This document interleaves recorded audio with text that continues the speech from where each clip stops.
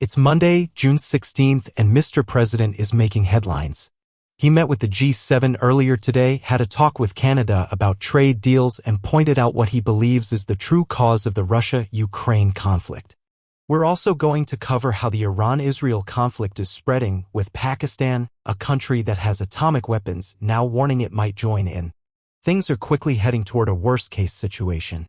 We'll explain everything step by step. There's a lot going on, plus more updates from across the nation. But first, thanks for liking and sharing these videos. It really supports the channel. And if you find these updates useful, consider hitting subscribe. Earlier today, Mr. President took part in the G7 summit held in Alberta. He first sat down with Canada's new Prime Minister, Mark Carney, and made headlines by saying something bold, speaking to the media. Right beside Carney and in front of the world, Mr. President revealed what he believes is the actual cause of the ongoing war between Ukraine and Russia. He traced it all back to President Obama, who, according to him, made a big mistake in his presidency. The G7 used to be the G8. Barack Obama and a person named Trudeau didn't want to have Russia in. And I would say that that was a mistake, because I think you wouldn't have a war right now if you had Russia in. And you wouldn't have a war right now if Trump were president 4 years ago. But it didn't work out that way. But it used to be the G8, and now it's, I guess, what's that, 8 years ago, it switched over. They threw Russia out, which I claimed was a very big mistake. Even though I wasn't in politics then, I was very loud about it. It was a mistake in that you spend so much time talking about Russia, and he's no longer at the table. So it makes life more complicated. But you wouldn't have had the war. Other than that, I think we're going to accomplish a lot, and I expect to. And I think our primary focus will be trade and trade with Canada, and I'm sure we can work something out. Yeah, thank you very much. Yeah, Mr. President also made a public statement about Iran earlier today, saying they must start negotiations right away, agree to a deal quickly, and basically give in. He urged them to give up their atomic program or face the consequences. He warned that their government might not last much longer. Things are turning into a full-blown crisis. It's hard to believe it's all unfolding like this. The USS Nimitz aircraft carrier strike group began heading toward the Middle East last night. At the same time, the U.S. military is sending a significant number of refueling planes to Europe, giving Mr. President more strategic choices. Just remember this as we go through the report. There's a lot of messaging out there. Much of it pushing for war, trying to sway the American public into supporting it.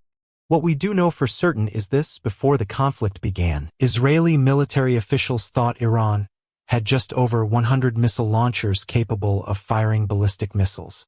Well, that turned out to be wrong. Iran has been firing hundreds of missiles a day, sometimes more than 300 into Israel, hitting cities like Tel Aviv, Haifa, and others, and causing serious damage. In response, Israel has launched heavy airstrikes on Iran, taken control of the skies, and now targeting key locations including Tehran, the capital. Right now, Israel is clearly ahead in the war. Netanyahu said on Fox yesterday that he's aiming for regime change, something he's been pushing for over many years. The Iranian government, according to reports, is heavily infiltrated by Israeli intelligence. Mossad has reached some of the highest levels inside Iran. What we're seeing is a full-scale regime change operation. It's almost hard to believe. And if that's Israel's goal, that's their choice. But now, there's growing pressure on Mr. President to get the U.S. involved.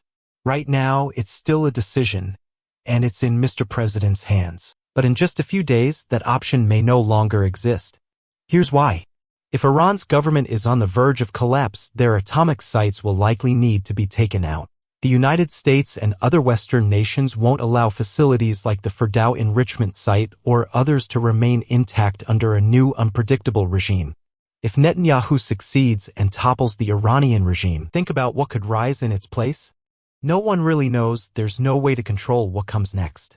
That's why the U.S. president won't take the risk of leaving Iran's atomic program untouched. It simply won't be allowed. That's off the table. The issue is Israel doesn't have the heavy bunker-busting bombs or the aircraft needed to deliver them. Only the U.S. has that capability. They'd need to deploy B-2 bombers. What you're seeing on the screen is an example of those bombs.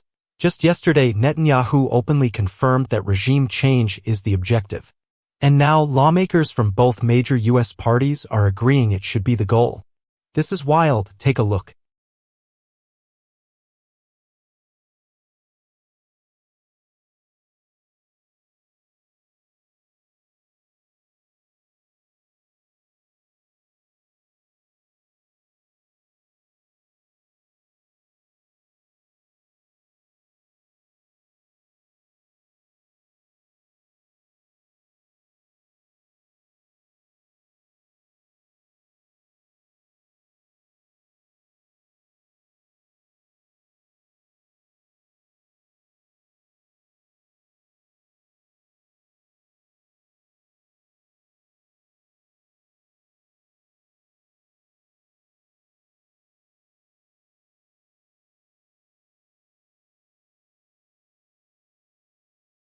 This is shaping up to be a worst-case scenario.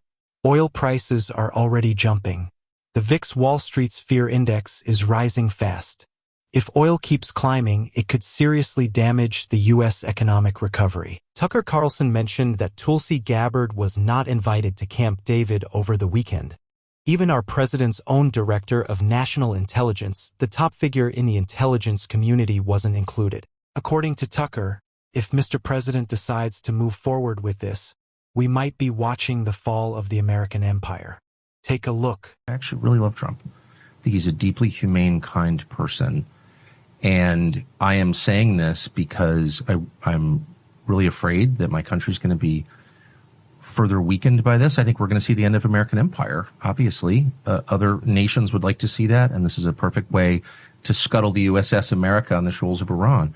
But it's also going to end, I believe, Trump's presidency and effectively end it. And so that's why I'm saying this. What do you mean by that? That's coming from you. That's you get. Look, I knew Bush. I knew George W. Bush. We had, family connections to Bush. I knew Bush personally. I still see Bush sometimes, and of course, he hates me, and he does because I criticized him on Iraq, and that war is the sum total, from a historical perspective, of his administration. But I knew him, and he had all kinds of plans for the things that he wanted to do. But once domestically, right, to improve the country. Right. And you may agree or disagree, but in his mind, he wasn't just about the invasion of Iraq in March of 2000. Oh, no. He was going to redo Social Security. He had all 100%. All types of, he was going to take care of the entitlements issue. And he really thought it was going to work. Yep. And you could laugh at that or whatever, but the point is, the second you get enmeshed in a real war, not a fake, let's go bomb the villagers and declare success,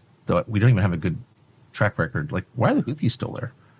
No, there's a whole other question, right, which is how prepared is the U.S. military for a real conflict? And the answer is totally unprepared. Scary unprepared. I don't think people understand that. But anyway, the only reason I'm saying any of this is because I really, really care. Let us know what you think in the comments. We'll see you next time. Don't forget to like and subscribe. Thanks for watching.